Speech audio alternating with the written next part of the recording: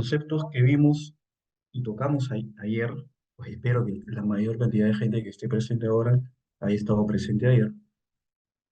Eh, Muchos de estos conceptos van a verse reflejados también en esta sesión o en esta conversación, sobre todo el concepto propiamente dicho de asentamiento y el concepto de el factor de influencia. Entonces, vuelvo a mencionar, si nosotros sabemos calcular asentamientos, sabemos calcular el módulo de balasto, y si sabemos calcular asentamientos, también podemos saber o podemos empezar a calcular capacidades por volumen. Entonces, lo que vamos a ver hoy es una introducción a la capacidad portante, tanto por asentamiento y por porte en los suelos. Vamos a ver un poco de la introducción al modelamiento de plateas de cimentación, que está muy arraigado al tema del coeficiente de balasto, por eso lo preparamos anteriormente esta clase, ya expresando un cierto conocimiento del cálculo de asentamientos. Y respecto al tercer punto, que es el modelamiento de pilotes, yo considero que solamente el tema de pilotes debería tener un webinar propio, porque es un mundo extremadamente extenso, muy grande, que hay que tenerle especial cuidado y ahora vamos a tocar temas bastante superficiales, pero que vienen relacionados, por ejemplo, con el modelamiento del suelo a través del módulo de balasto también. Vamos a tener balastos verticales y balastos horizontales, que se calculan de alguna manera, pero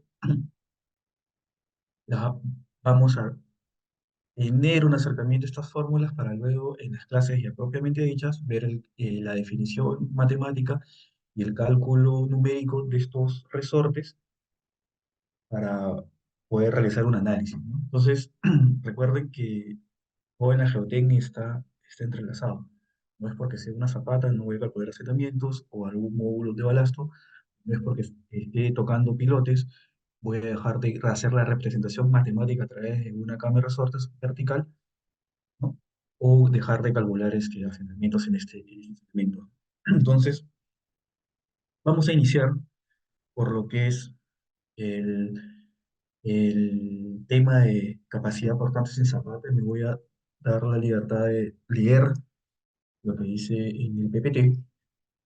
Entonces, es aproximadamente lo siguiente, ¿no? La capacidad portante del suelo es la resistencia de este a esfuerzos de compresión.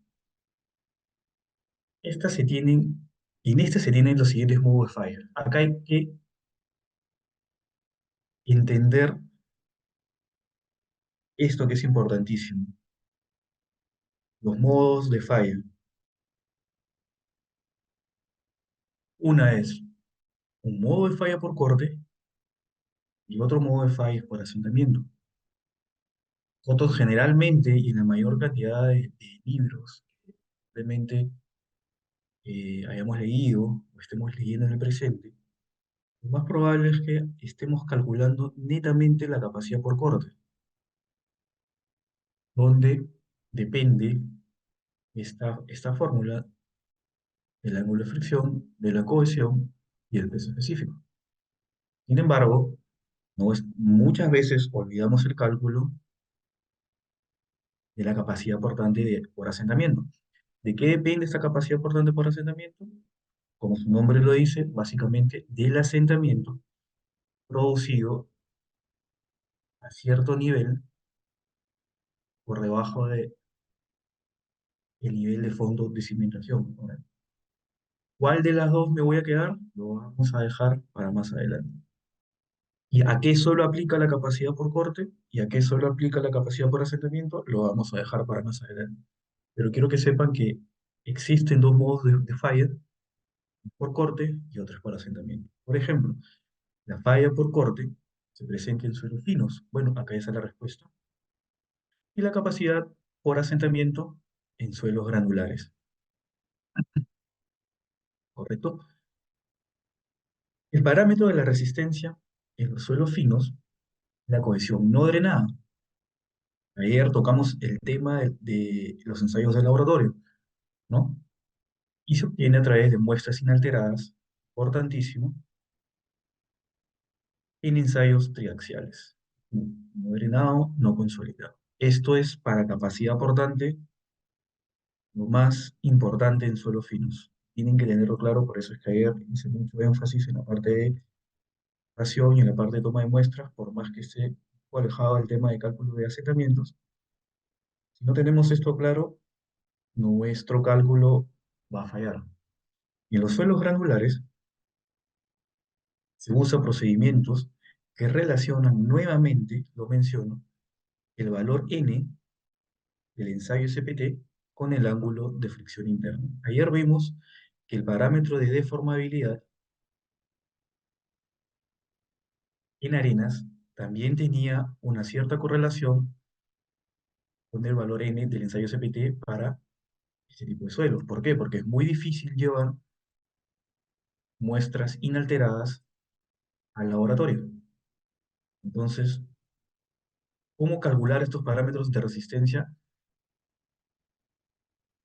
en arenas, por ejemplo, con ensayos in situ? Valor n, correlacionamos de la manera más racional los valores de ángulo de fricción, peso específico y módulo de elasticidad. Y respecto a los suelos finos, sí definitivamente podemos tomar muestras inalteradas, sea en bloque o de pared delgada, llevarlas al laboratorio, tallarlas, ojo, no remoldearlas, tallarlas para que se puedan utilizar en los ensayos triaxiales para obtener la cohesión no drenada, ya que sabemos que la envolvente falla de la cohesión no drenada en un triaxial es este, ¿no? Donde aquí no hay pendiente, ese es el esfuerzo portante, este es el esfuerzo normal, y este valor es la cohesión. Entonces, toda la responsabilidad de carga en los suelos cohesivos en función de la cohesión no drenada y acá el ángulo de fricción cero. Es por eso que es importantísimo que tengamos claro este tema, ¿no? No sé si hay preguntas aquí en el chat, no sé si... se me escucha abajo, entonces creo que... A ver, voy a un ratito subir el volumen, deme un minuto. ¿Ahí se me escucha mejor? ¿Se me escucha mejor ahí? Creo que habían un par de Ingeniero, un problemas. poco, sí se le escucha mejor. ¿Escuchó todo lo que dije en la diapositiva que se ve en pantalla? Sí, Porque eso es importantísimo. Nuevamente voy a hacer un breve resumen. Hagamos una diferenciación, suelos finos y suelos granulares. Suelos finos, siempre ensayos en laboratorio con muestras inalteradas para obtener los parámetros de resistencia, de formabilidad, ¿no? Y para los suelos granulares, correlaciones con los estudios in situ que saben sea el valor N del SPT o del CPT, y correlacionamos de la manera más racional eh, creo que hay un micro abierto, por favor, crearme con silenciarlo, y obtener los parámetros de resistencia y de formabilidad a través de este valor. Es muy importante que lo tengan presente para poder calcular sus capacidades portantes y demás. eh, Hay una pregunta, dice, Inge, ¿cuándo o qué tipo de suelo el ángulo de fricción es cero? Bueno, en realidad, el ángulo de fricción es cero es solamente en el ensayo triaxial U, como mostré en la pantalla, ¿no? ¿No? Entonces, se supone que cuando uno ya entra a los temas de cimentaciones, ya pasó por mecánica de suelos y esto tiene que estar totalmente claro. Entonces, lo que yo te puedo decir es que por qué hacer el ensayo, ¿no? El ensayo se hace porque uno considera la saturación de la arcilla, ya que es la condición más desfavorable que este suelo puede tener. ¿Por qué? Porque uno no sabe cuándo el sistema de drenaje, por ejemplo, una estructura con sótano pueda fallar debido a una lluvia intensa, por ejemplo, ¿no? Falla el sistema de drenaje y tú cimentación tiene que estar preparada para soportar eh, los esfuerzos que la estructura esté concibiendo dentro de su eh, estado más favorable. O sea, lo que te quiero decir es que, por ejemplo, la cohesión no drenada es menor que la cohesión drenada. Entonces, de esta manera nos estamos yendo al caso más desfavorable porque, como te digo, nunca sabemos cuándo el agua aparezca por ahí, entonces hay que estar prevenido. Entonces, eh, responder a tu pregunta es en las arcillas bajo el ensayo no consolidado, no drenado, dándole toda la responsabilidad a la cohesión no drenada, ya que el ángulo de fricción para este tipo de falla es cero. Caso contrario pasa en las arenas, en donde sí tenemos un ángulo de fricción drenado mayor a cero, y aquí la cohesión drenada obviamente es igual a cero. Entonces toda la dependencia de la resistencia de los suelos granulares están en función del ángulo de fricción y en los suelos finos de la cohesión. Así de simple. Y eso lo van a ver en los manuales o las normas que representen, que nos entreguen las fórmulas de resistencia en pilotes, en micropilotes, en plateas, en zapatas, en anclajes. En lo que ustedes vayan a realizar, esto se va a mantener constante. Entonces lo tienen que tener muy claro, ¿no? Olvídense de, por ejemplo, utilizar el corte directo, olvídense de utilizar eh, mm, los triaxiales CD, los triaxiales CU, ¿no? Y al menos en cimentaciones, trabajemos explícitamente con el triaxial. Entonces, bueno, ya teniendo en claro este tema, dice el ángulo de fricción efectivo es cero en condición no drenada. Sí, correcto. ¿Cuándo sería el triaxial de consolidado no drenado? En realidad eso es para presas, pero en cimentaciones simplemente centrémonos en el no drenado, en el no consolidado no drenado o en el U o sus siglas en inglés. ¿Correcto? Eso está claro y lo tocamos ayer. Entonces, ¿en qué tipo de suelos puede aplicarse? ¿No? Entonces, se pueden aplicar en suelos homogéneos, por ejemplo, en suelos cohesivos o en granulares. En suelos cohesivos utilizamos las fórmulas de, perdón, acá casi cometo un error, mil disculpas. En suelos cohesivos vamos a utilizar las fórmulas de Beach-Hassen. Para suelos granulares, la fórmula de Meyerhoff. Para asentamientos, con la fórmula de, bueno, no recuerdo el nombre, pero en un momento les voy a mencionar. Hay otra metodología también para calcular capacidad portante por asentamientos, de Borland and Bullrich. Es muy usada también, es muy eficiente también, y nos ayuda a conocer pues, cómo se deforma el suelo y genera una capacidad, un modo de fallo, ¿no? Entonces, ayer vimos el tema de asentamientos, ya va a ser mucho más fácil poder entender cómo interpretamos al menos las fórmulas de capacidad portante para arenas. Vamos un poquito a centrarnos en las fórmulas de capacidad portante para suelos cohesivos y ya en detalle entraremos en las clases, ¿no? Luego también se pueden utilizar capacidades, bueno, fórmulas de capacidades portantes para suelos heterogéneos, ¿no? Que es una combinación de suelos cohesivos y suelos granulares. Lo que se hace ahí es, bueno, lo que se hace ahí es conocer, digamos, las propiedades índices del suelo. Capaz podamos tener, no sé, un suelo, una arena muy suelta en superficie y una arcilla muy densa, este, varios metros por debajo del nivel perdón, por debajo de esta arena, ¿no? Entonces ahí tenemos que comenzar a pensar en la capacidad portante de un suelo, por decir, blando sobre un suelo rígido. Bueno, en suelos heterogéneos también comenzamos a pensar qué pasa en el escenario inverso. Si es que tenemos un suelo rígido en superficie y un suelo blando por debajo de este, ¿no? Entonces también vamos a ver esas fórmulas. Luego también, por ejemplo, podemos encontrar el siguiente caso, ¿no? Este es un perfil de suelos. Acá tenemos una arena, voy a poner aquí, y acá tenemos una arcilla. Obviamente, en este caso, la arcilla es una arcilla muy blanda, por ejemplo, digamos una cohesión no drenada de 50 kilonewtons, muy bajita. Y acá tenemos una arena con un N de, no sé, 28, ¿correcto? Entonces, aquí está pasando algo bastante crítico, porque el estrato no competente o no tan competente está por debajo. Entonces, ¿qué hacemos nosotros? Obtenemos la capacidad portante a través del SPT a este nivel, ¿correcto? Nos va a salir un valor de sigma.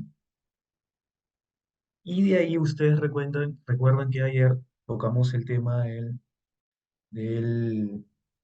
del concepto del factor de influencia. Entonces, esto se va a disipar en cierta profundidad, ¿no? Imaginemos que nosotros queremos calcular el valor de capacidad portante aquí, en la arcilla. Entonces, lo que nosotros aquí voy a hacer una pequeña corrección. Aquí lo que nosotros vamos a hacer es calcular ese factor de influencia a este nivel. Sabemos que acá posiblemente este valor de sigma se haya reducido en un porcentaje, no sé qué porcentaje puede ser, puede ser, por ejemplo, un 30%, ¿no? Y obtener bajo este nivel la capacidad portante por corte en arcillas. Entonces podemos obtener un factor de seguridad que es igual a esta capacidad portante por asentamiento en arena multiplicado por este factor de influencia entre la capacidad portante en la arcilla por las fórmulas por. Entonces, eh, por eso es que es importante conocer el tema de disipación de presión de suelos en profundidad. Ese tema lo vimos ayer.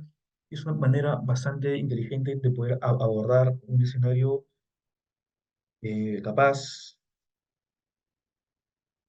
que puede presentarse más de lo que uno puede esperar en el día a día, ¿no? Entonces, esos temas también los vamos a abordar para que ustedes puedan tener herramientas y poder salir airosos de estas condiciones. También vamos a abordar el tema de suelos mejorados. Esos suelos mejorados también se dan en suelos homogéneos, en suelos heterogéneos. Ya sabemos que uno de los indicadores que nos indican que un suelo tiene que ser mejorado, como ya hemos mencionado, es el valor del asentamiento, un asentamiento muy grande. Y ahora que estamos viendo el tema de capacidad portante, tendría que ser una capacidad portante muy pequeña. Entonces, estos dos indicadores nos van a dar o decir que el criterio a utilizar va a ser un suelo mejorado. ¿Y qué es lo que vamos a hacer con un suelo mejorado? No es más que modificar o la fricción inicial y esto va a ser, va a ser modificada a una fricción compuesta, compuesta, perdón por la caligrafía, importante ese concepto, o en el caso de tener una arcilla, esto va a tener también una cohesión por así inicial y se va a obtener una cohesión no drenada compuesta, ¿no? Entonces, estos valores los introducimos a nuestras fórmulas de capacidad portante, van por aquí, y obtenemos, pues, factores de seguridad, ya es bastante conocido por ustedes, que deben ser mucho mayores que los factores mínimos que se ven en las normas de cada uno de los países de los que provenimos. Entonces, básicamente es esto lo que respecta a un enfoque en dónde aplicar la capacidad portante, ¿no? No sé si hay una pregunta hasta el momento.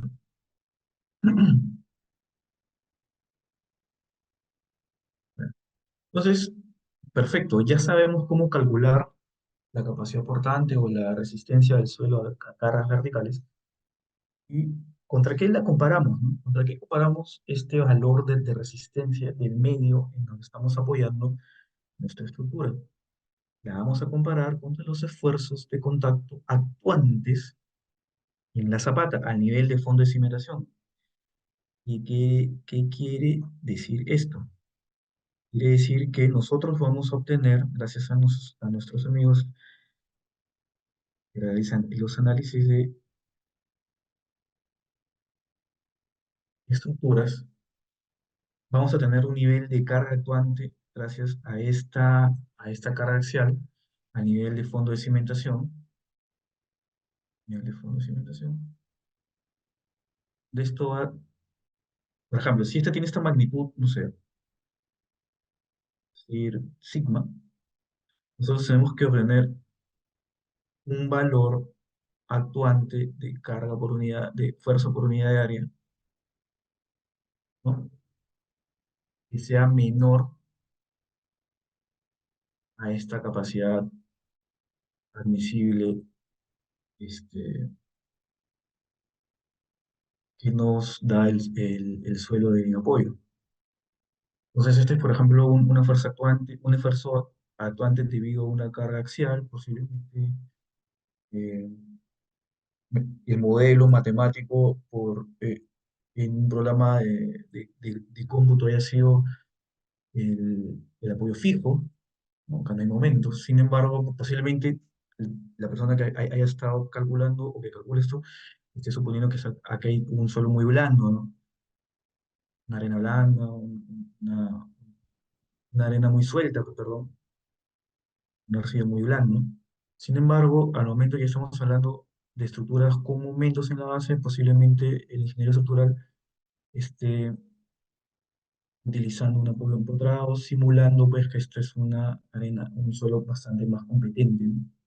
Entonces, de la misma manera, este esfuerzo asterisco, por decirlo así, tiene que ser menor, ¿no?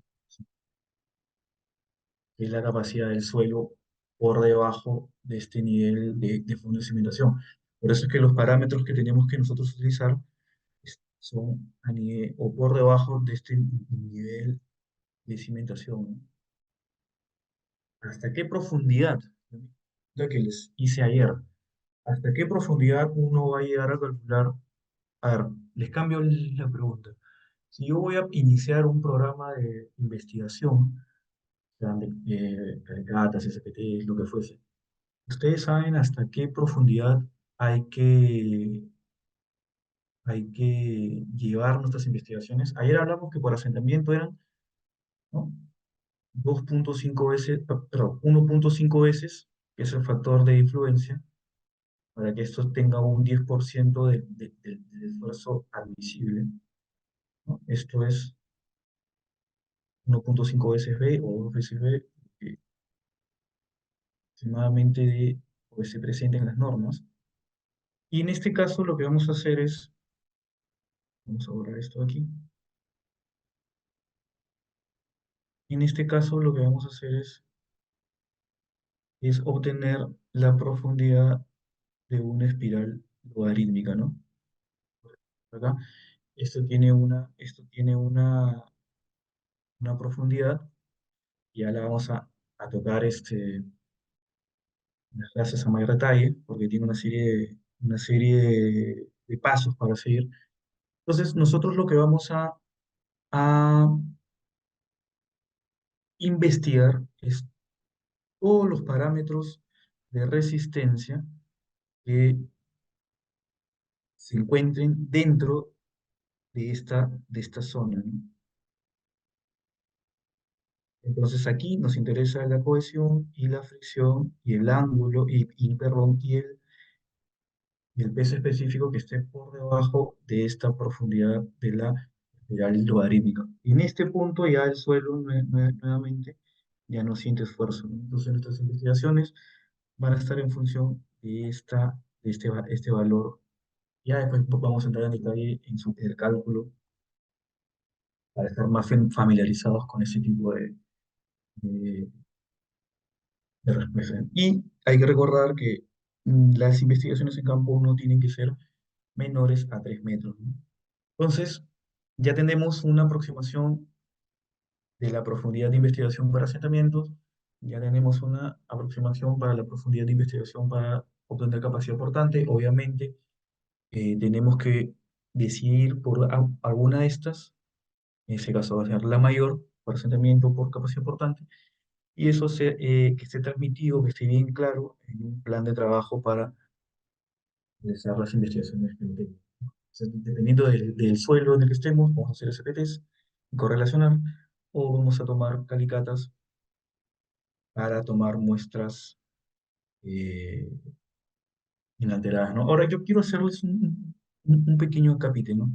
Rapidito aquí para que podamos ya entrar a otros temas que es estar hablando de tanta investigación, pero que yo considero que es importante. Por ejemplo, si tenemos una zapata, nosotros vamos a hacer dos tipos de, de- de investigaciones. Por debajo del nivel, todo lo que es investigaciones para obtener parámetros de resistencia. Y otra investigación más o menos de ese nivel superficial, todo lo que sea los índices, ¿no? Índices líquidos, índices plásticos, Fuchs, granulometría, para obtener el perfil. Y esto tiene que estar correlacionado. Entonces nosotros vamos a poder saber estrato, se esté apoyando nuestra cimentación y darle los correspondientes valores de resistencia. Entonces, con estas investigaciones tipo, hago el perfil y con estas investigaciones de resistencia comienzo a calcular asentamientos y capacidades importantes. Por favor, eso lo he querido mencionar en estas dos clases para que lo tengan claro y que recuerden que todo cálculo de cimentaciones se va a basar en esto. Entonces hay que tenerlo presente. Parece insignificante, pero es muy importante, ¿no? Entonces, aquí estamos ya, creo que hay dos consultas. ¿Y cuándo sucedería un triaxial consolidado no drenado? Bueno, creo que ya respondimos eso. 1.5 o 2.10 o 2.0. Bueno, eso depende de la norma. La norma peruana dice 1.5. Entonces, miren, entonces, ¿qué sucede? Sucede, por ejemplo, que las arenas se mueven en este mundo.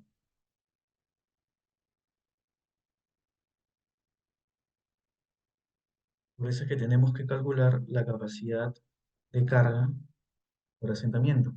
Entonces, nosotros calculamos el asentamiento para esa cimentación, como vimos el día de ayer, introducimos ese valor en la fórmula correspondiente, que es lo que vamos a ver en las clases siguientes, y calculamos una capacidad portante. Digamos que el mundo de las arcillas se mueve por esta zona, ¿no? Perdón. Quiero hacer acá la corrección. El mundo de las arcillas se mueve por esta zona, más o menos, ¿no? Entonces, lo que hacemos es calcular una capacidad última, y esta capacidad última rebajarla a través de un factor de seguridad, en el caso de la norma peruana, es un factor de seguridad de 3. Entonces lo que estamos haciendo es lo siguiente, ¿no? Que todo esfuerzo aplicado en la zapata que esté por aquí, ¿no? sea mucho menor que esta capacidad admisible, o esta capacidad admisible, ¿no? Entonces, de esa manera, eh, estamos salvaguardando la estructura que estamos construyendo. Ahora, yo les pregunto, ¿Qué capacidad portante nos vamos a quedar? En el caso que tengamos un suelo por ahí un poco, poco, o heterogéneo, ¿no? Obviamente con la capacidad portante menor de este árbol, ¿no? Pero,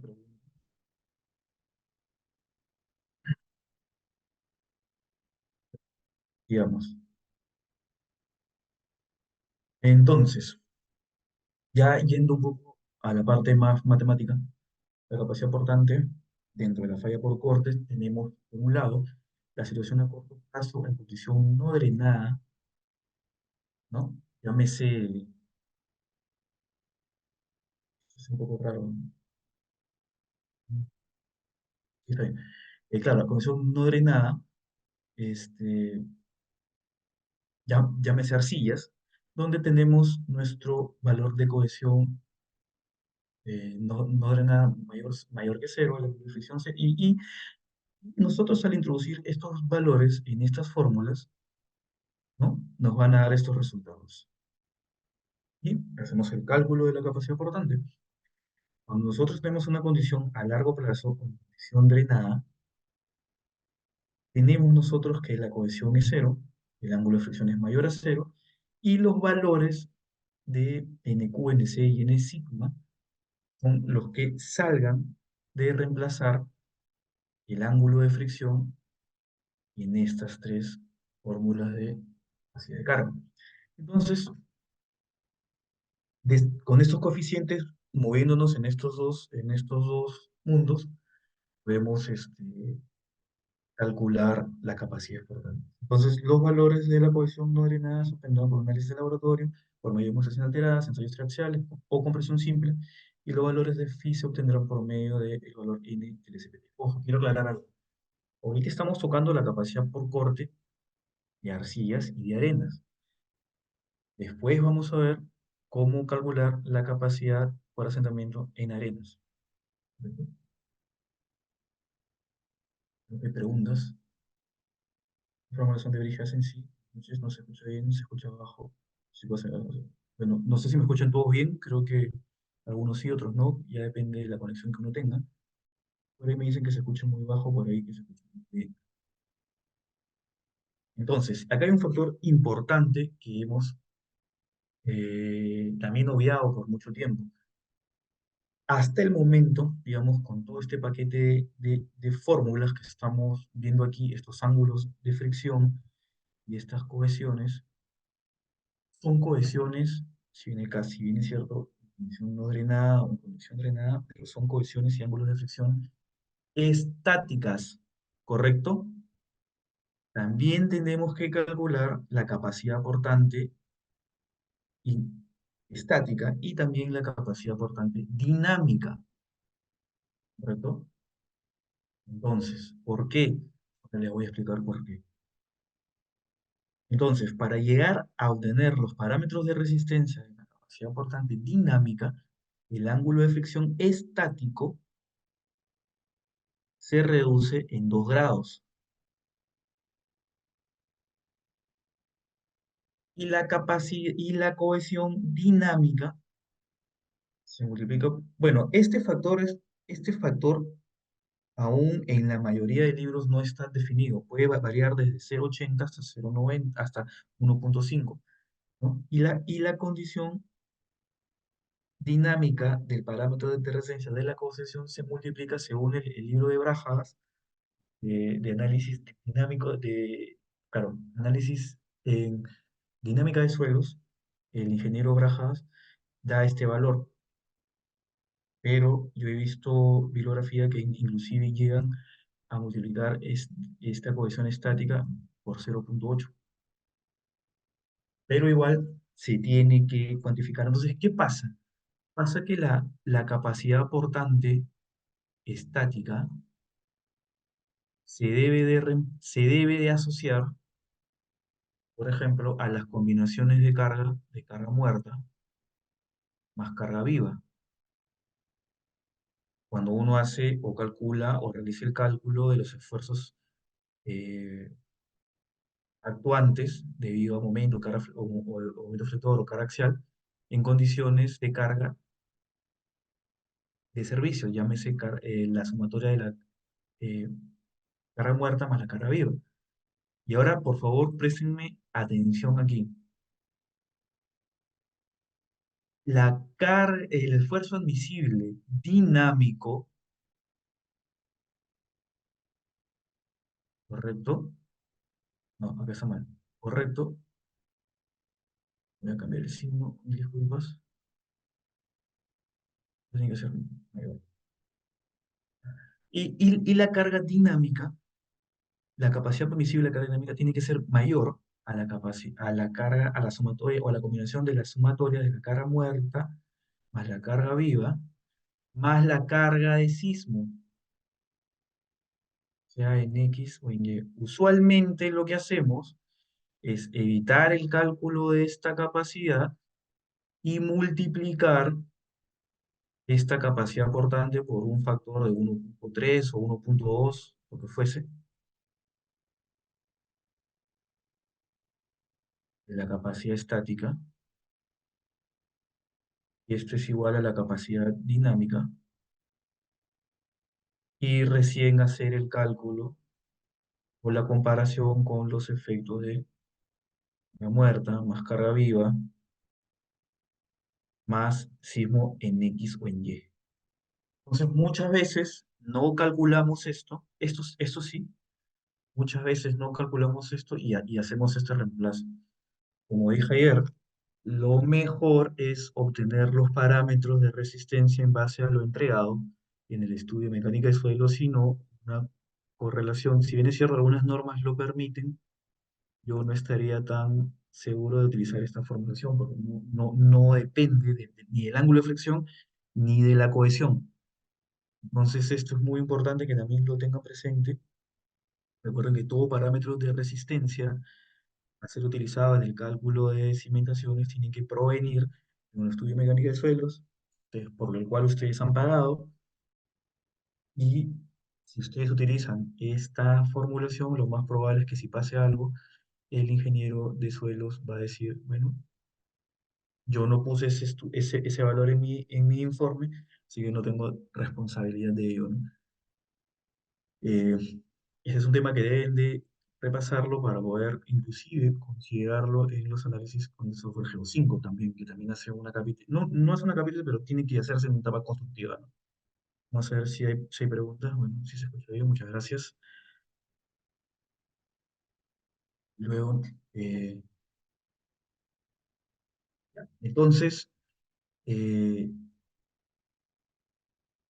como vimos anteriormente, la falla de capacidad por corte nos exige calcular estos factores de capacidad de carga, ¿no? Acompañados de unos factores de cimentación, unos factores de inclinación del plano de apoyo, inclinación de carga, empotramiento y cercanía al talud. Eso también lo vamos a ver en las clases propiamente dichas. Eh, Vamos también a hacer uso del ancho efectivo y el uso de excentricidades, porque recordemos que si tenemos una carga axial, vamos a utilizar el ancho B,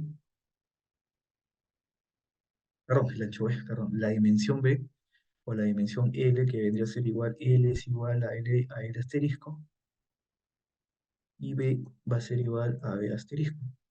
Sin embargo, cuando ya tenemos momentos flectores en la zapata, esta zapata se va a reducir a, a una dimensión llamada también B asterisco, pero tiene cierto valor en función a la excentricidad. Y lo mismo esta dimensión perpendicular, que va a ser L asterisco, es igual a, bueno, que está en función de la excentricidad. Y la excentricidad es igual al momento entre la carga axial.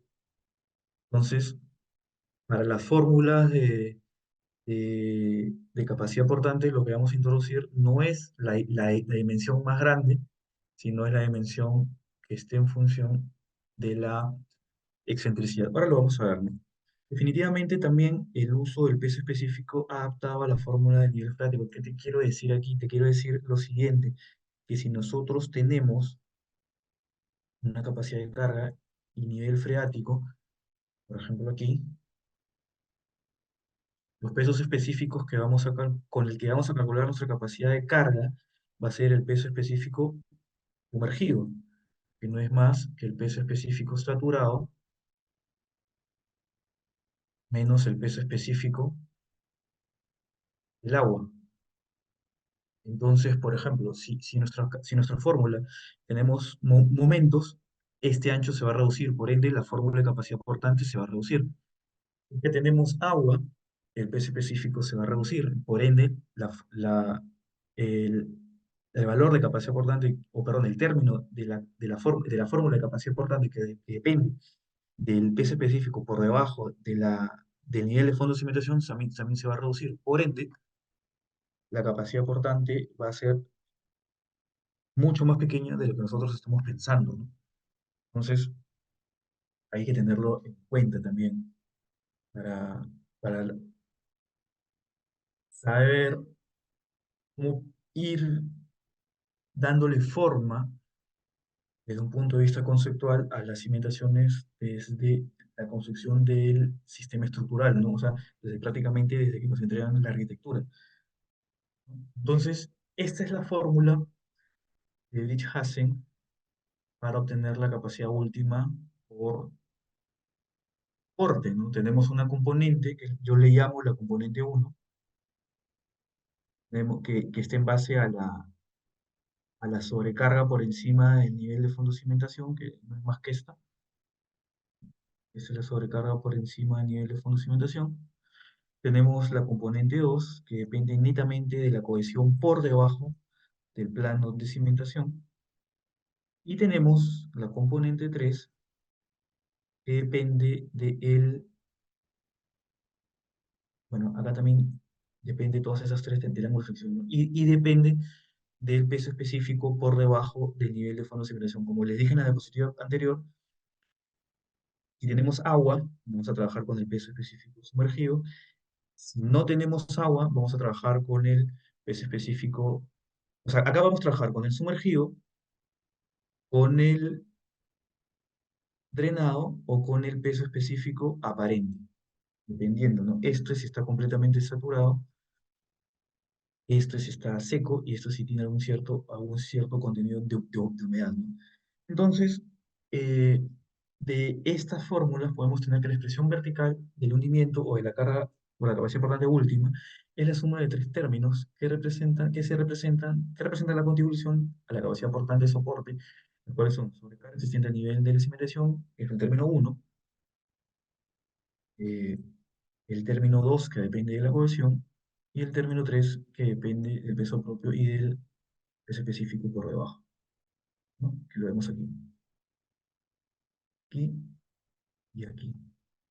Entonces, para un suelo, por ejemplo, para un suelo granular, la fórmula quedaría de esta manera porque anulamos la cohesión. Simplemente no la tomamos en cuenta, ¿correcto? Eso es para un suelo granular.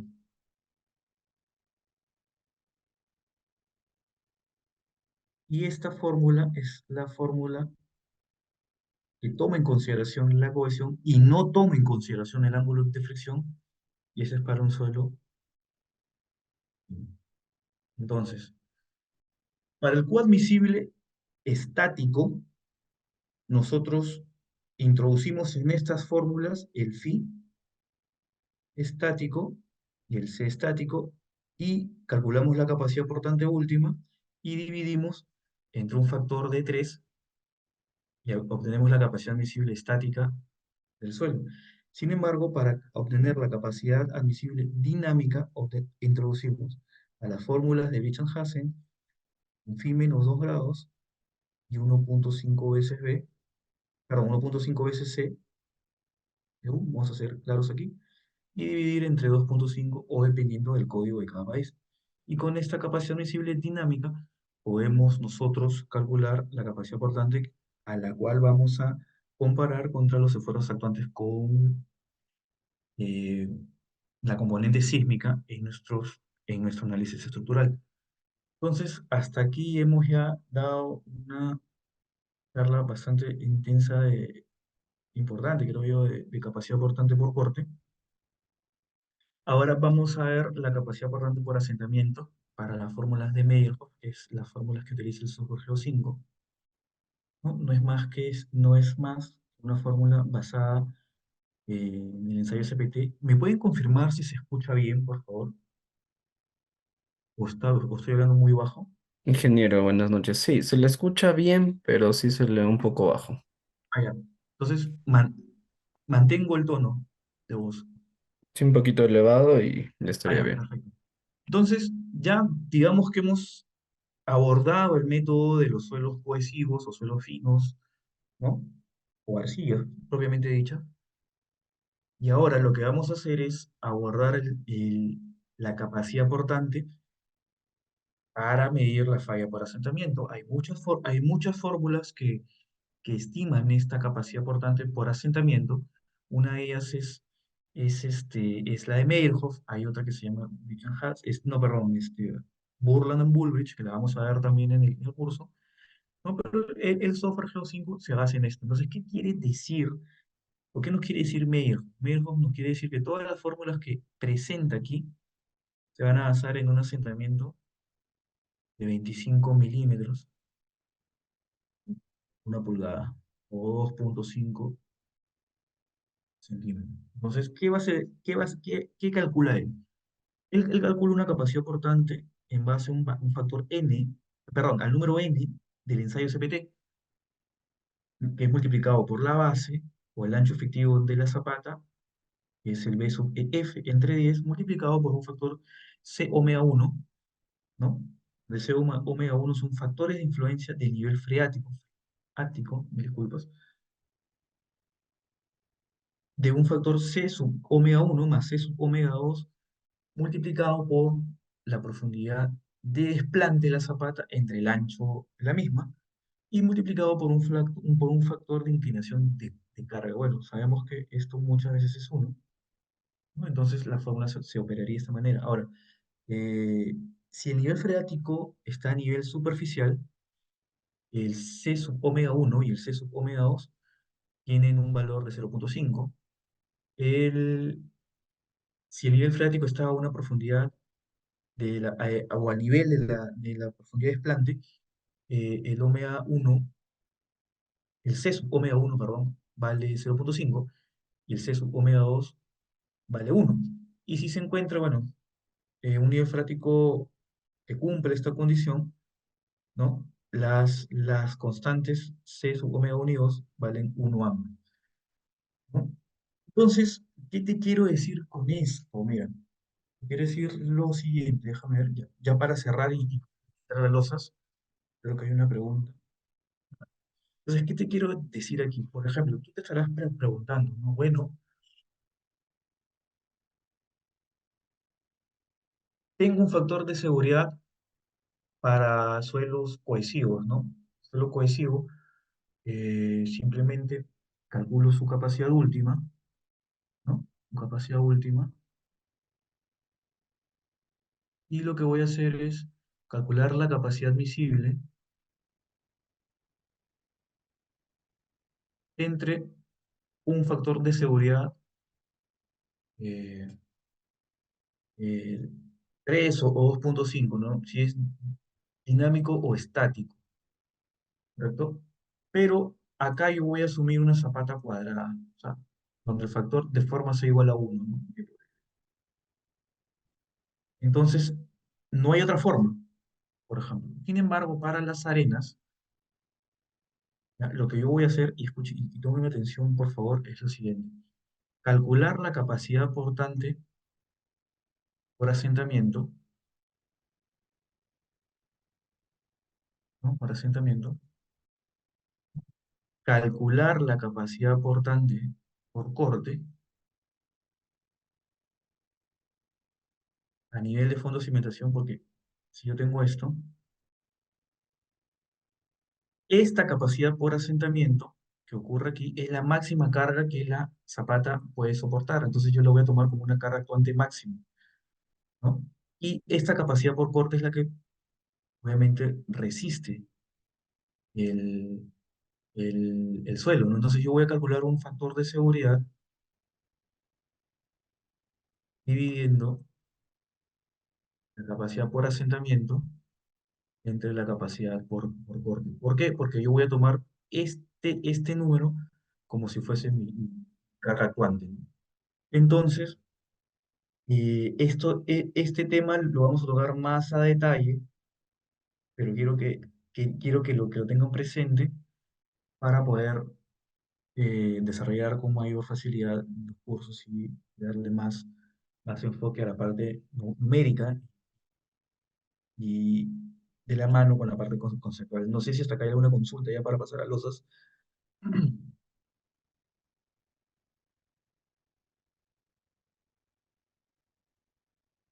Creo que no. Entonces, si no hay consultas para la explicación de zapatas, creo que nos pasamos a losas. Creo que hay una consulta. Dice, veremos algún ejemplo. Ahora no, ahora vamos a abordar todo desde el tema conceptual para, para darle mayor énfasis al ejemplo en las clases. Y la relación entre la carga última y la misión cero. A ver si puede ser que me equivoque, sí, pero el concepto es ese, ¿no? Es la carga actuante evaluada con la carga última, ¿no?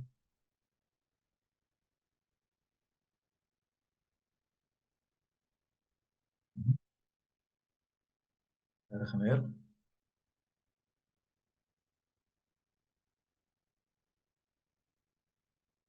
Pero en concepto es ese, ¿no? O sea, comparar ambas.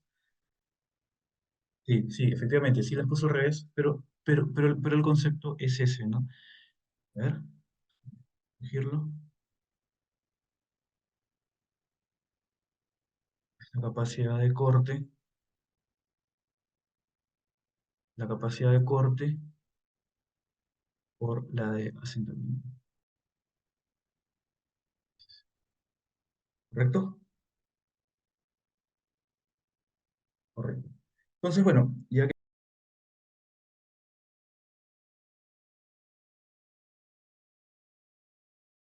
Ingeniero, se le dejó de escuchar. mil disculpas. Sí, efectivamente, estaba con el micro apagado. Esto lo vamos a ver ya en las clases. Tengo una hoja de cálculo preparada para ese tipo de bloques pequeños, pero no menos importante. Y ya lo vamos a tratar en detalle. Acá vamos a ver conceptos, básicamente, y saber a dónde nos enfocamos. Porque muchas veces sabemos calcular, sabemos los ejemplos, pero no sabemos a dónde queremos ir. Ahora queremos ver capacidad portante por asentamiento, capacidad portante por corte, capacidad portante en arenas, capacidad portante en arcillas, capacidad portante en suelos heterogéneos, homogéneos, en suelos heterogéneos y un suelo más denso que otro, ¿no? Cosas de ese tipo. Entonces, pasemos a la explicación de losas.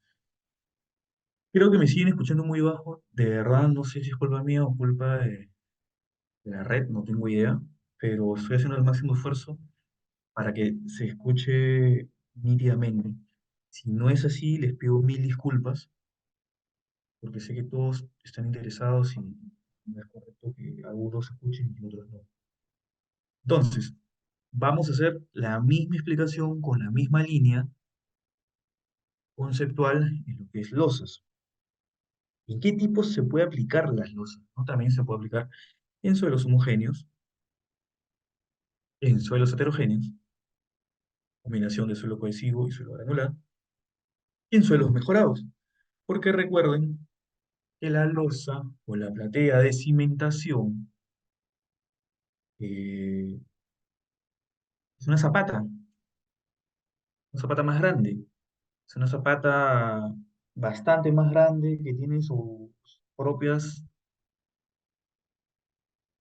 o sus propios modos de análisis, ¿no? Entonces, ya aquí el concepto va migrando un poco a lo siguiente. Si bien es cierto, en Zapatas los modos de falla eran por asentamiento y por corte, el modo de falla en una losa prácticamente es por asentamiento, porque es un elemento que al ser tan grande produce que los esfuerzos actuantes se reduzcan. Sin embargo, al ser un elemento tan grande y soportar tanta carga, hace que los asentamientos sean mucho mayores. Por eso es que un buen límite de asentamientos para zapatas es no superar los 5 centímetros o las 2 pulgadas. Y para arenas, y para arcilla, perdón, para zapatas, mil disculpas, es no superar la pulgada o los 2,5 centímetros. O sea, ustedes ya se van dando cuenta por qué camino tenemos que transitar. Vamos a entrar nuevamente al camino de los asentamientos, porque las platillas de cimentación en muchos de los software, incluso el software LOSA de FO5, nos pide un módulo de balasto para poder calcular las presiones de contacto y que esas presiones de contacto puedan ser comparadas con la capacidad portante que nosotros vayamos a obtener. Pero previamente tenemos que hacer un cálculo de asentamientos para estimar ese módulo de balasto, como dije ayer, con las propiedades indicadas en el estudio de mecánica de suelos, porque tú has pagado por esa información, has pagado por laboratorio, has pagado por ingeniería, has pagado por exploraciones, y evitar utilizar correlaciones en función a K30, a módulos de balasto de carreteras, al módulo de balasto de pavimentos, o módulos de balasto en función a unas tablas que circulan por internet basadas en la capacidad portante, que no es más que el doble de la capacidad portante. Es decir, yo tengo 1 kilo, mi módulo de balasto va a ser 2 kilogramos por centímetro cúbico. Y si hago el cálculo de asentamientos, lo más probable es que mi módulo de balasto sea, perdón, mi módulo de balasto sea, no sé, 1/5 del valor que obtuve con la correlación en función a la capacidad portante. Entonces hay que tener mucho cuidado con esto. Yo he visto y he participado en proyectos en donde se han paralizado eh,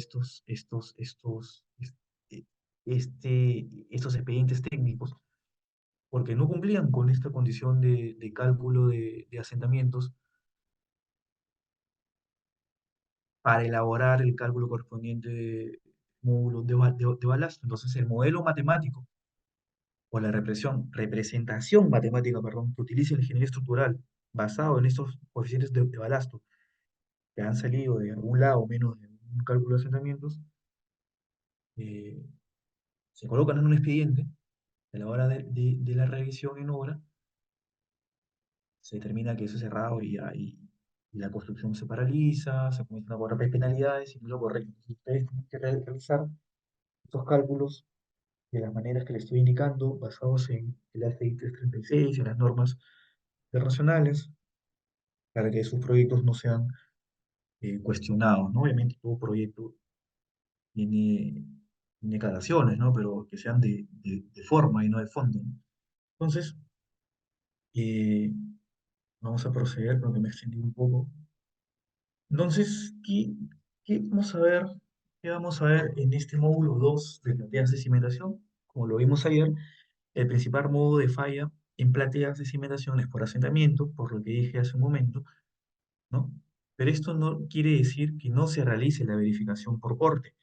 Obviamente, para calcular estos esfuerzos que vemos aquí, estos esfuerzos, a este programa, que es el programa LOSA CGO5, se le ha introducido un valor de módulo de balasto como resorte.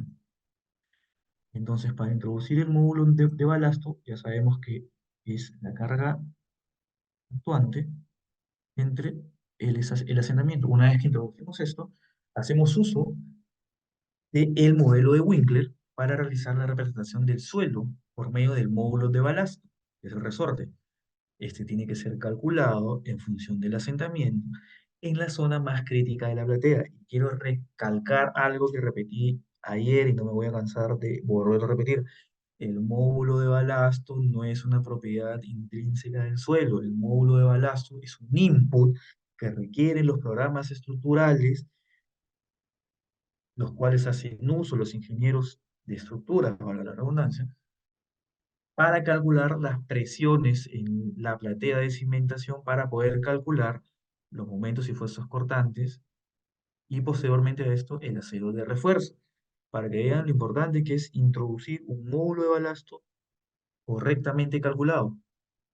Porque si tú introduces un módulo de balasto muy alto, los esfuerzos van a salir muy pequeños, por ende menos acero.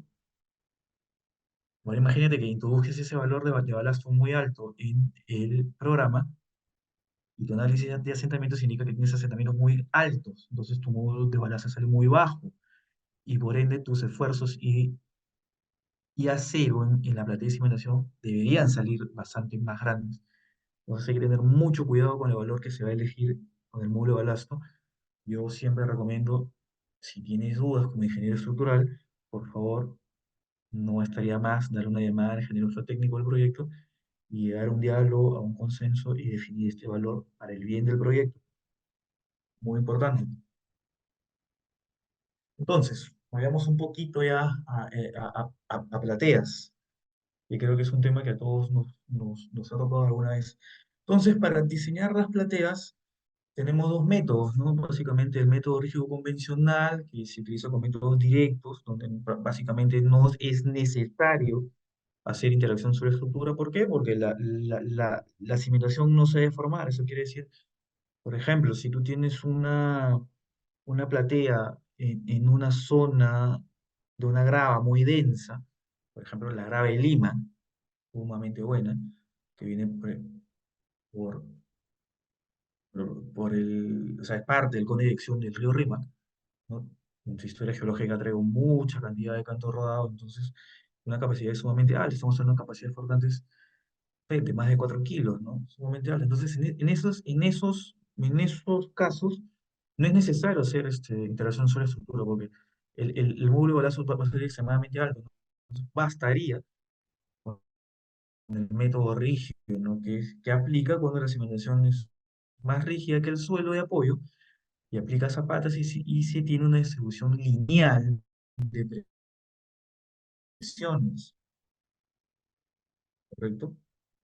El centroide coincide con la línea de aplicación de la resultante de cargas también. Es cuando tenemos un suelo muy rígido, por ejemplo, ¿no? No quiero decir una roca, pero algo muy cercano a una roca, una grava, por ejemplo, que tenga un número de golpes de, ¿qué te digo? De 30, 40, 50, un rechazo. Ahí puedes aplicar este método, ¿no? En el libro de Brajas hay un método manual en donde uno puede programar eso en un Excel y sale muy bien, pero eso es muy limitado a esta condición o a este escenario. Sin embargo, el método flexible es una solución ya con elementos finitos, solución con elementos minúsculos, afortunadamente se lo voy a corregir. Elementos finitos, o diferencias finitas, bueno, dependiendo del algoritmo que uno vaya a utilizar. Y aplica cuando la cimentación es más flexible que el suelo de apoyo. Aplica para partidas de cimentación, ¿no? Entonces, ahí los ingenieros estructurales tienen que definir cuál es la rigidez de la platea, bueno, y el geotécnico le da la rigidez del suelo. Entonces se hace una comparativa y se ve cuál es más rígido, ¿no? Porque hay una pregunta, dice, si los resultados son independientes, con suficiente información podríamos asignar distintos valores del módulo. Es correcto.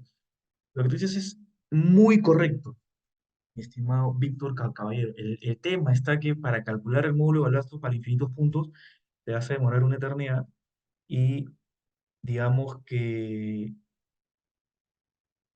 es un tema desde el punto de vista comercial poco eficiente. Lo que usualmente se hace es esto, ¿no? Bueno, si tienes la herramienta o un hoja de cálculo para calcularla o un programa que haga esto, excelente, ¿no? Pero lo que usualmente se hace es lo siguiente: si esta es la platea, calcular el módulo de balasto en el centro, ¿no? Aquí, o el asentamiento, perdón, en el centro, el asentamiento en el extremo, ver que aquí no se produzca un asentamiento diferencial entre el asentamiento 1 y el asentamiento 2, o el asentamiento en el extremo y el asentamiento en el centro, ¿no? Verificas la distorsión angular, ¿no? Que esto sea menor a ir entre 500. Una vez que esto se cumple, eh, digamos que ya estás apto para poder introducir el módulo de balanza que has calculado aquí en toda tu platea. Lo que tú dices es muy cierto, es válido, pero depende de la respuesta o de la capacidad de cálculo que puedas tener, ¿no? Si puedes calcular todos los balastos, calcúlalos, y lo más difícil es asignarlos al programa de cómputo para el cálculo de los esfuerzos, ¿no? Entonces, es una tarea muy, muy, muy interesante, pero muy laboriosa. Por eso es que lo que usualmente se hace es calcular el módulo de balanza en el centro, que es el punto más desfavorable, en el extremo, verificar la distorsión angular, y si cumple, asignar como input al programa LOSA de Geo5, por ejemplo, el valor del módulo de balasto calculado en el centro. Entonces, eh, este método aplica, bueno, cuando la simulación es más flexible que el suelo de apoyo. Se hace uso del semiespacio infinito. Ahora le voy a explicar qué es esto. Se toma en cuenta la rigidez de la platea y el suelo como como elástico isotrópico. A ver, señores, lo que nosotros estamos haciendo a través del uso del modelo de Winkler es una simplificación del modelo del semiespacio infinito, suponiendo que el suelo es una cama de resortes independientes entre sí, como lo mencionó un caballero anteriormente, y el input es el módulo de balasto. Entonces, ¿qué sucede? El mundo en donde estamos nosotros viviendo ahora es este. Estamos haciendo una simplificación de lo que deberíamos hacer. Es un análisis a través de elementos finitos de la siguiente manera. Por ejemplo, si nosotros modelamos todo el sistema, tendríamos que realizar lo siguiente. Por ejemplo, un pórtico con elementos línea, muro con elementos área y el suelo con elementos volúmenes, de volumen. ¿Correcto? Esto es como una especie de elemento shell, puede ser, si utilizamos un programa de cómputo bastante conocido. Este es un elemento frame y este es un elemento volumétrico.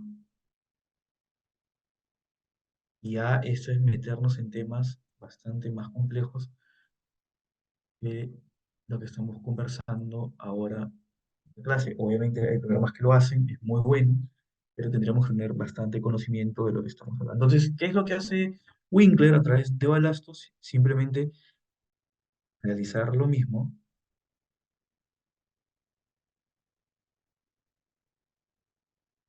pero colocarle aquí los resortes en la cimentación, ¿cierto?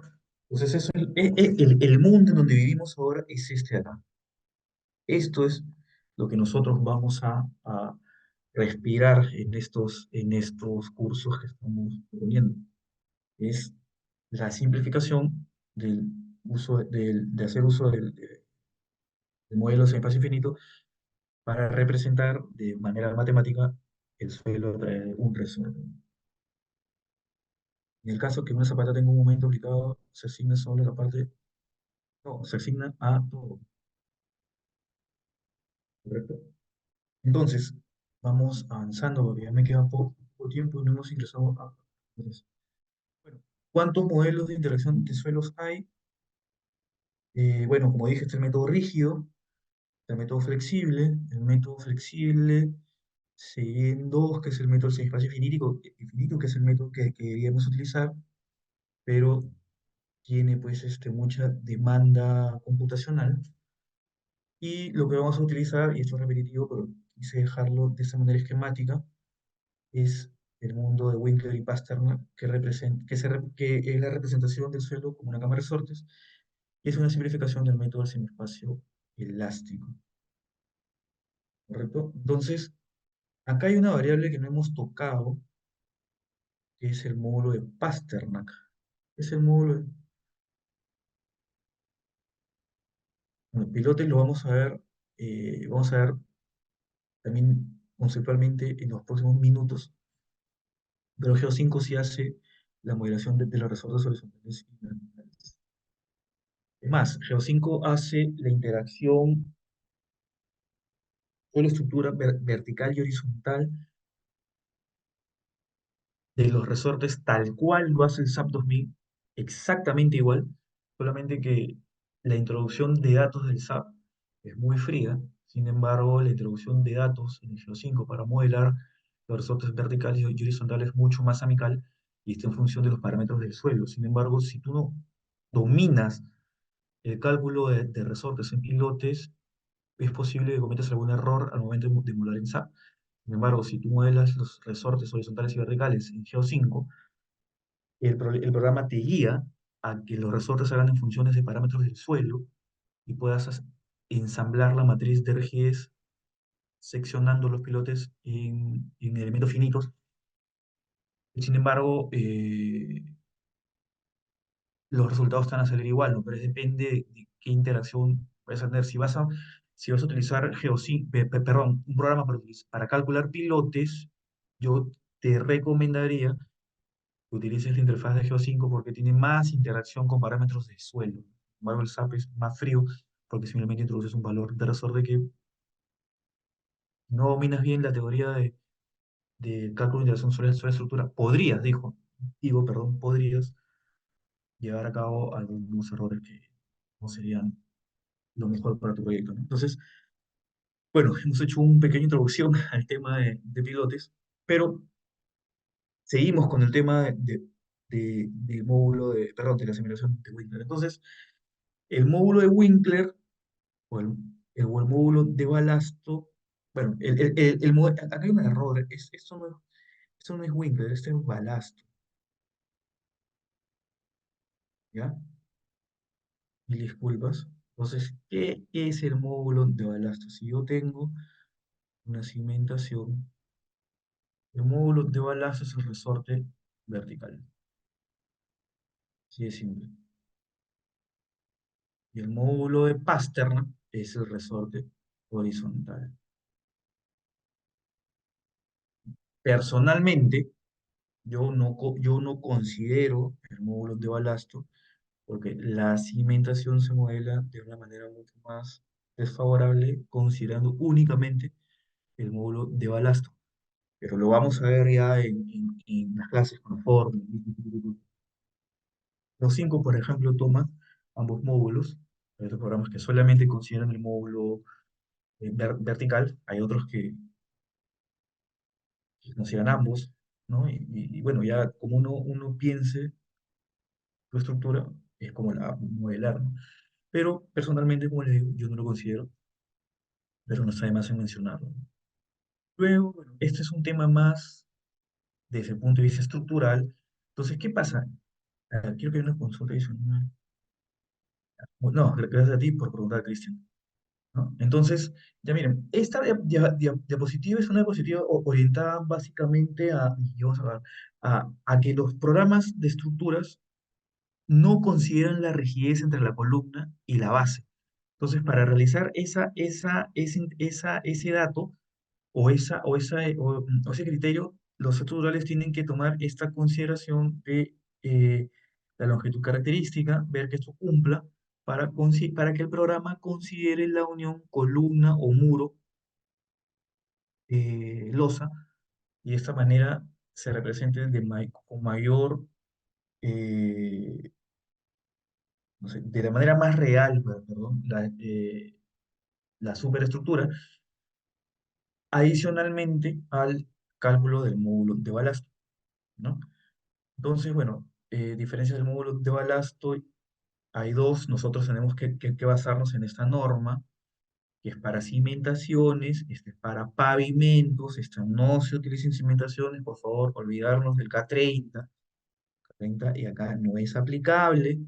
Este sí, porque sabemos que el valor de balasto es igual a S, perdón, a Q entre S, ¿no?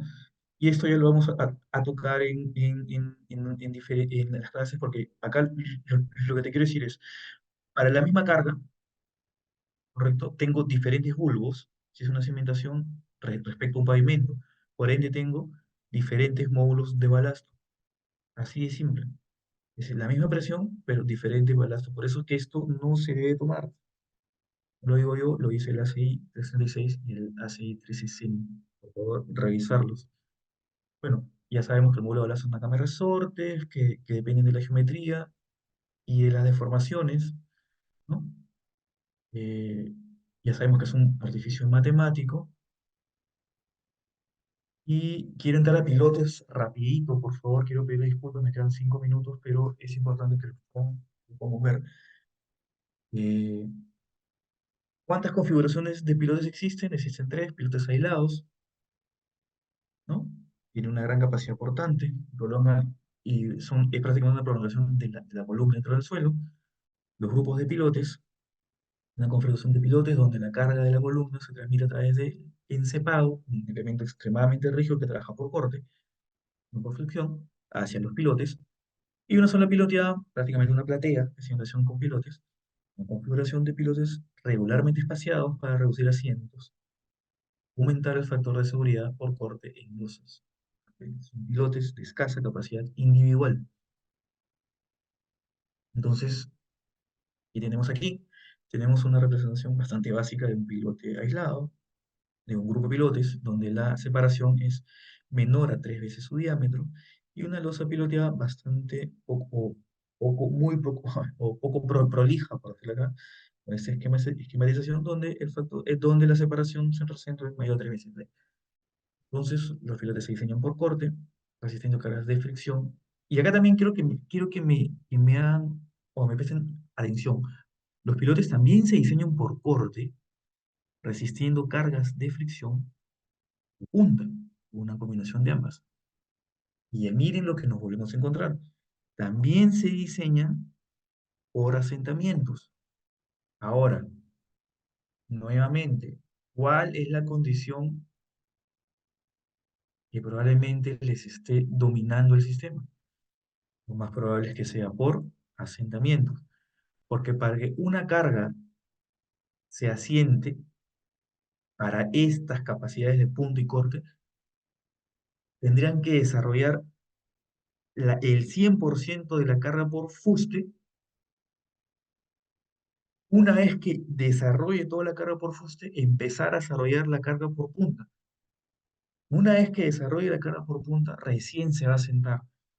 Pero hasta que ocurra eso, tendría que tener, pues, bueno, un asentamiento excesivamente alto, ¿no?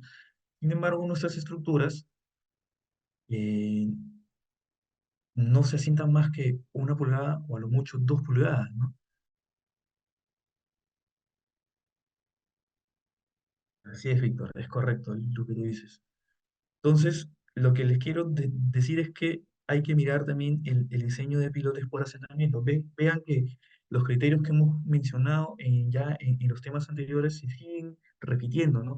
Pero en diferentes expresiones matemáticas. No hay una expresión matemática para capacidad portante y una expresión matemática por capacidad portante para zapatas y otra para pilotes. Pero ambas siguen siendo por corte. ¿Correcto?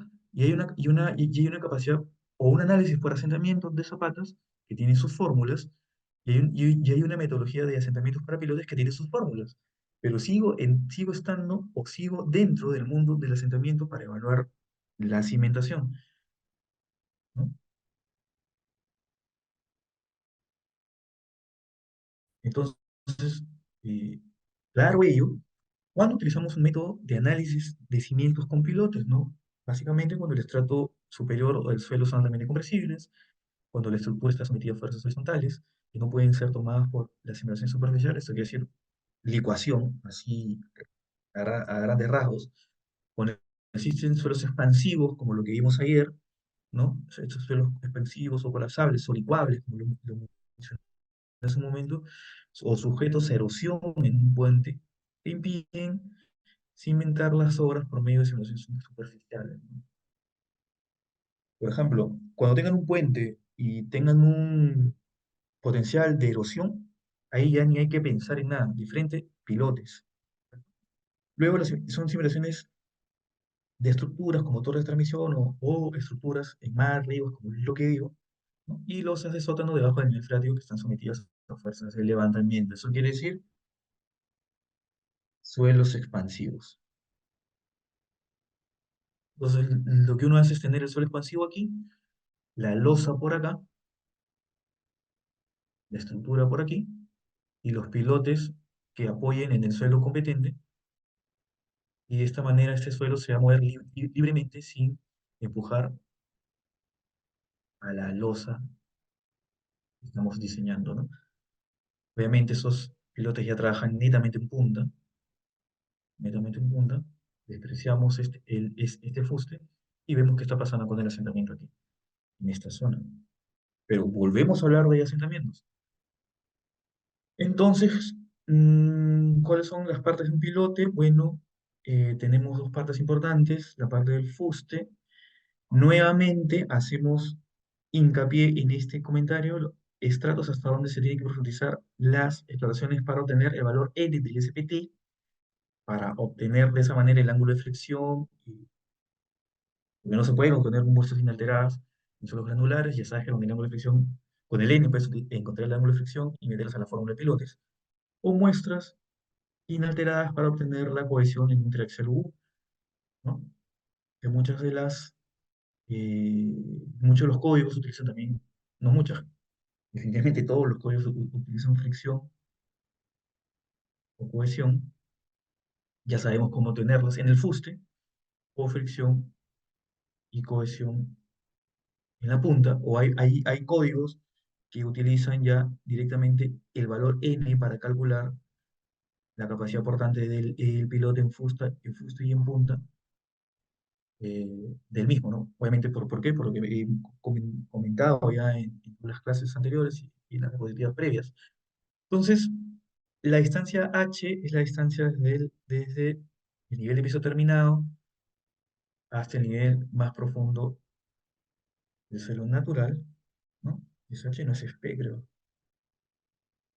Luego el df es de una edificación este valor, y z, que es lo que nos interesa, es 6 metros en el 80% de los sondeos y 1,5 veces b en el 20% de otros sondeos. Por eso que en zapatas la profundidad que de cimentación era 1,5.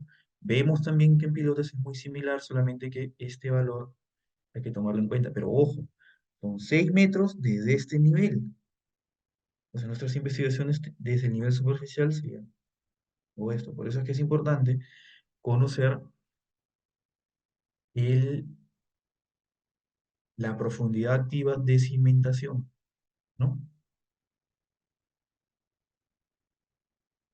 Y la profundidad H es la distancia vertical del entrepiso, del nivel de piso terminado, que es esto de aquí, al sótano más profundo, ¿no?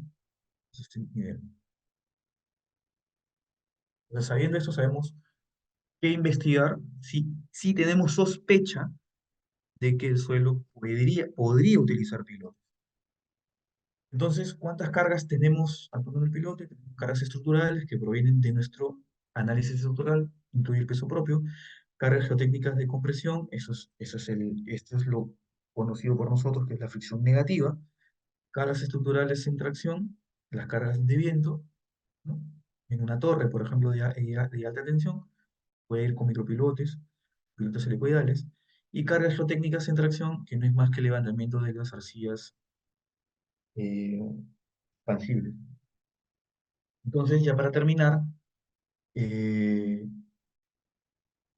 hay tipos de pilotes según su proceso constructivo. Sabemos que ya hincados en arenas, perforados para arcillas, según el material, concreto ocasión in situ, prefabricado, acero, madera. Nosotros nos vamos a situar en estas dos. Un procedimiento, por el procedimiento de construcción, pilotes hormigonados al amparo de intibaciones, pilotes excavados en incubación o pilotes barrenados. Luego, eh, tenemos pues, el cálculo o las comparaciones de, o las comparaciones que tenemos que realizar para formalizar un diseño. Entonces, nos vamos por los estados últimos, que no es más que capacidad portante. Entonces, tenemos tres enfoques: la estabilidad general o global de la zona de apoyo, la capacidad portante, que es, si bien es cierto, el diseño por corte, el diseño por levantamiento, rotura horizontal del terreno, básicamente como tienes pilotes estabilizando un talud, ¿no? Y la rotura estructural, que es cuando la carga actuante supera el tope estructural o la resistencia estructural del pilote. Bien, lo vamos a ver. Y los estados de servicio, básicamente asentamientos, ¿no? Eh, esta comprobación se realiza para saber el asentamiento por punto de fuste, bueno, el levantamiento y la rotura. Creo que eso es incorrecto, lo voy a corregir, mil disculpas, ¿no? Pero básicamente, eh, no, no, he cometido un error, voy a corregirlo rápidamente,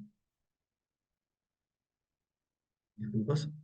Básicamente es en estado de servicios, calcular las deformaciones para la superestructura. O sea, ¿qué quiere decir? Que si yo tengo un edificio, mis deformaciones tienen que ser menor a 2,5 centímetros o 1 pulgada o 5 centímetros o 2 pulgadas, dependiendo de lo que se haya acordado con el arquitecto.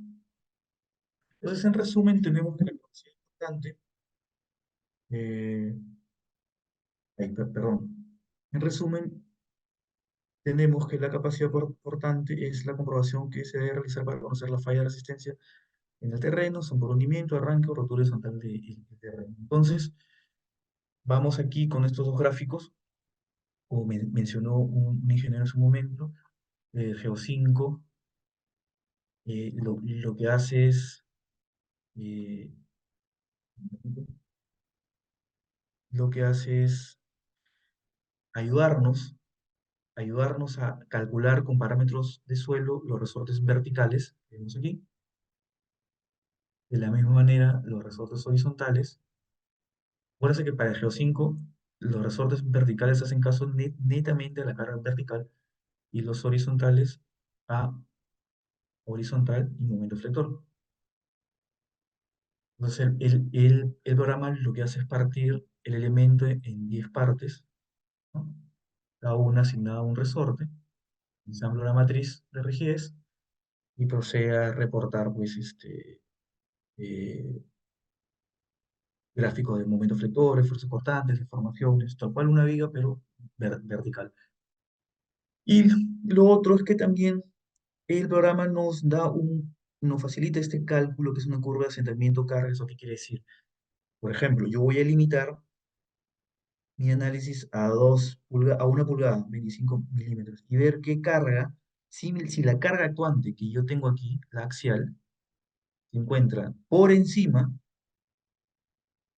del límite o dentro de este. Entonces, si se encuentra dentro de este, simplemente corto a la gráfica y obtengo que posiblemente el piloto tenga un asentamiento de 12 milímetros, lo cual es bueno. Si estoy por este lado, eso quiere decir que mi análisis debe repetirse, mejorarse, reformularse o replantear inclusive, ¿no?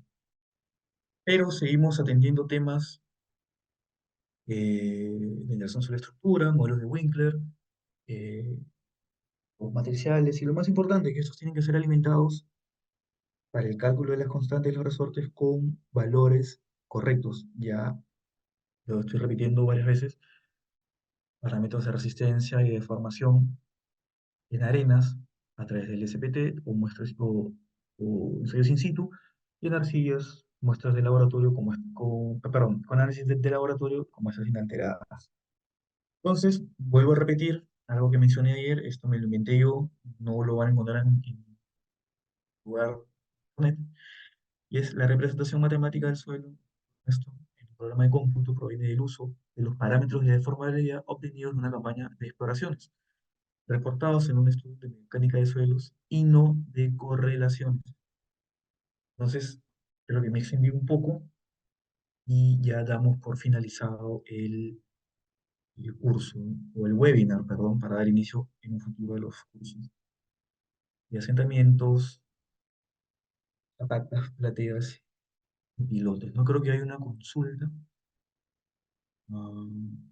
de asistencia. Creo que esos comentarios no son parte de la explicación. Si hay o tuviese, no, a ti muchas gracias, Víctor, por asistir. Como le digo, el tema de pilotes a mí me preocupa porque es un tema extremadamente extenso y que es prácticamente una filosofía de vida. Yo lo veo así, ¿no? Porque hay muchas consideraciones, hay muchas cosas, es un elemento muy importante y hay que darle bastante atención. Las losas también, pero digamos que se relaciona un poco con, si uno domina capacidad portante y asentamientos en zapata, es naturalmente que uno va a entender el análisis de losas con algunas salvedades. Sin embargo, el análisis de pilotes es un mundo aparte. Creo que hemos tocado la parte superficial y espero que les haya servido y que puedan acompañarnos en el curso, van a tener mayor detalle de todo lo que hemos hablado. Pero lo que quiero que se lleven, y no me voy a cansar de repetirlo, vamos a hacer intervención sobre estructura, la representación del suelo se hace a través de los resortes provienen de parámetros intrínsecos del suelo, ¿no? Ya sabemos cómo tenerlos. Muchas gracias, y no sé si tienen una nueva consulta más, si no en el chat, con mucho gusto lo atenderé.